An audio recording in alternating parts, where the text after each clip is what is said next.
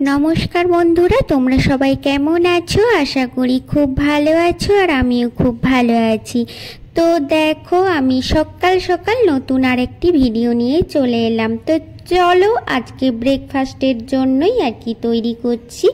तो छेलेओ खाबे और आमार बड़ो खाबे और आमी खाबे चा और खाबो ब्रेड। तो चलो आज के भाबलाम छेलेरो स्कूले छुटी आछे और बड़ेरो स्कूले छुटी चलछे। तो आमी आज एकटू देरीतेई उठबो जेहेतु आज के आर कोनो भिडियोई बानाबो ना, माने आज के एकटू रेस्ट करब। किन्तु ओई जे आर रेस्ट करा आर हलो ना, माने आजकेও सकाल सकालই उठেছি বলতে খুব সকালে না, মানে একটু ৬টা সাড়ে ৬টা বেজেই গেছে।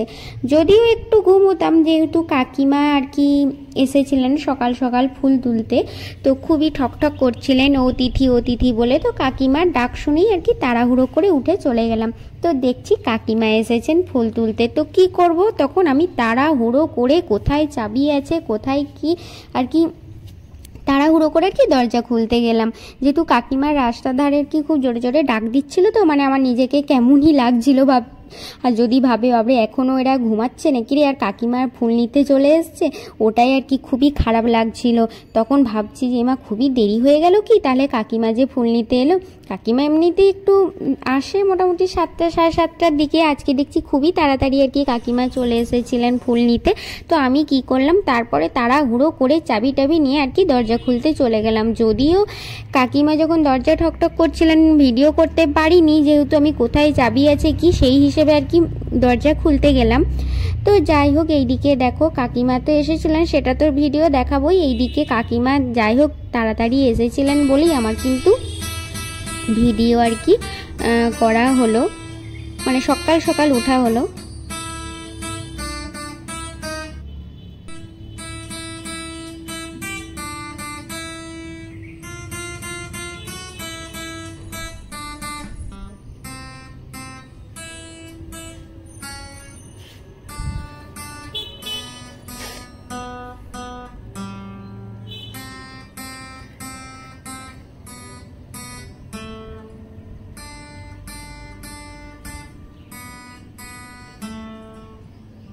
এইদিকে ছেলে তো খেয়ে দিয়ে একটু সকাল সকাল গিটার বাজাতে আর কি শুরু করেছে।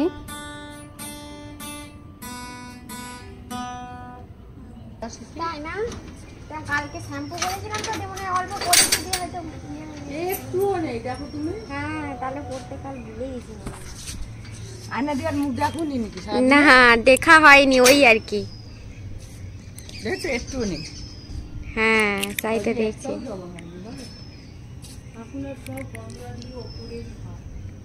গন্ধটা সত্যি ফুলগুলো আর পাওয়া যাচ্ছে না, অনেক দূরে হচ্ছে। আর প্রথমে হচ্ছিল কি ভালো লাগছিল আগে বলো। হ্যাঁ এখন কেন হয় না কি জানো, তুমি যখন আসে তখনও, তোমরা যখন আসো তখন তো কত হয়েছে আমি শোনাইনি। হ্যাঁ আসলে কাকিমার কি বলছিলেন যে সিঁদুর কেন পরনি, তো আমি বলছিলাম আসলে সকাল সকাল ঘুম থেকে উঠেই আর কি দরজা খুলেছি, তো মানে কোনো ফ্রেশ হয়নি বা স্নান টান করিনি, সিঁদুর পরা হয়নি হয়তো, মানে কালকে শ্যাম্পু করেছিলাম। তো কালকে শ্যাম্পু করার পর কি হয়তো সিঁদুর নিয়েছিলাম অল্প করে, তো ওই জন্যই সিঁদুরটা কি বোঝা যায়নি। এমনিতেই আমি সিঁদুর একটু বেশিই পরি, ওই জন্যই কাকিমার লক্ষ্য পড়েছে আমি সিঁদুর কেন পরিনি। মানে কাকিমার কি এসেই দেখে মানে তিথি সিঁদুর একটু বেশি করেই পরে, একটু চওড়া করে, তো ওইটাই আর কি কাকিমা বলছে তুমি সিঁদুর কেন পরনি, সিঁদুর দেখা যাচ্ছে না। তো আমি বললাম না পরেছি, হয়তো অল্প করেই হয়তো ওই জন্যই দেখা যাচ্ছে না। তো যাই হোক কাকিমা তাড়াতাড়ি এলেন ফুল তুলতে বলি আমার ঘুম থেকে আর কি ওঠা হলো।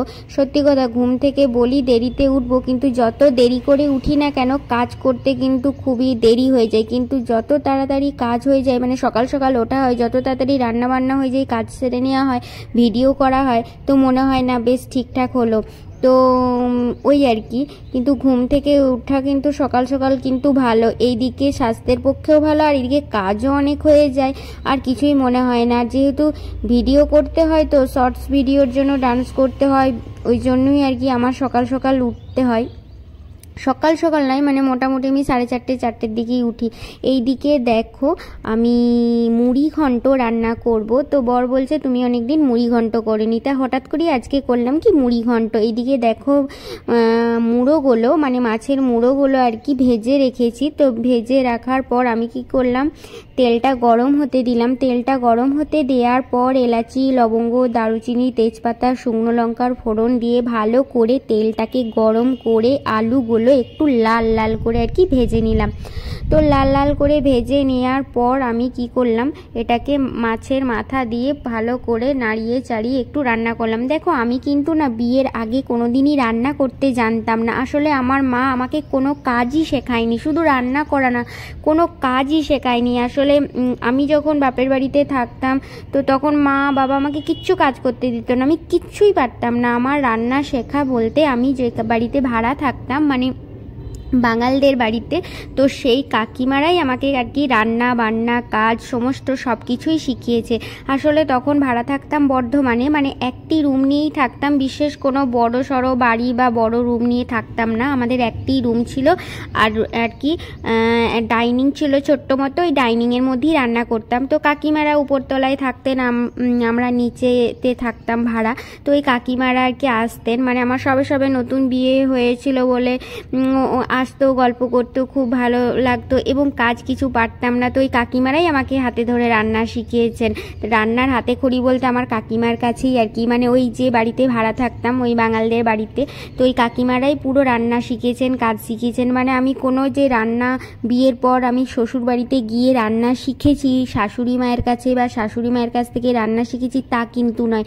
আমার প্রথম রান্নার হাতে খড়ি হলো বর্ধমানে যে বাড়িতে কাকিমার বাড়িতে ভাড়া থাকতাম সেই বাড়িতেই।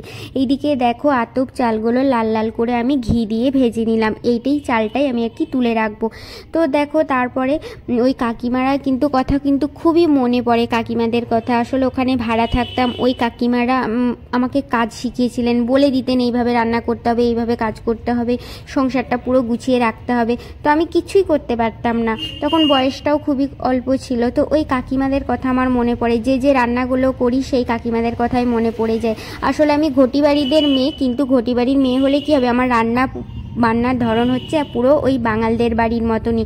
আর বাঙালদের রান্না এত ভালো হয়, এত ভালো হয়। আর আমার না ঘটি বাড়ির রান্না একদমই ভালো লাগে না, কেননা আমাদের রান্নার মধ্যে দেখি আমার মাকে বা কাকিমাদেরকে দেখেছি রান্নাগুলো ঠিকঠাক অত ভালো করে কষে না, মানে ভাজেও না, মানে একটু নাড়াচাড়া করে নিল, তারপরে অনেকটা জল দিয়ে সিদ্ধ করতে দিল, সেই জলটা সিদ্ধ করতে দিল এবং গ্যাসটা পুরো ফুল আর কি বাড়িয়ে দিল। আর আমি রান্না করি কি, মানে আমাদের যে কাকিমাদের কাছে ভাড়া থাকলাম সেই কাকিমাদের কাছে শিখেছি, মানে আস্তে আস্তে অল্প অল্প করে কষাতে হবে, একটু একটু করে জল দিতে হবে। আর যে রান্নায় জল দেয়া যাবে না সেটা দেয়া যাবে না, মানে ঢাকা দিয়ে দিয়ে অল্প অল্প নেড়ে চেড়ে কষিয়ে সিম আঁচে রান্না করতে হবে, সেই রান্নাটা খুবই ভালো হয়।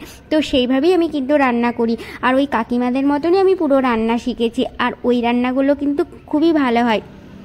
ওই জন্য আমার রান্না করতে না একটু খুব দেরিও হয়, যেহেতু আমি জল টল দিয়ে সিদ্ধ করি না, হালকা হালকা নেড়ে চেড়ে অল্প অল্প করে রান্না করতে শিখি। তবে কাকিমারা খুব তেল মশলা বেশি খান, ওই যে বাড়িতে রান্না করতাম, তো আমি একটু তেল মশলা বেশি দিই না, হালকা হালকা করেই রান্না করি।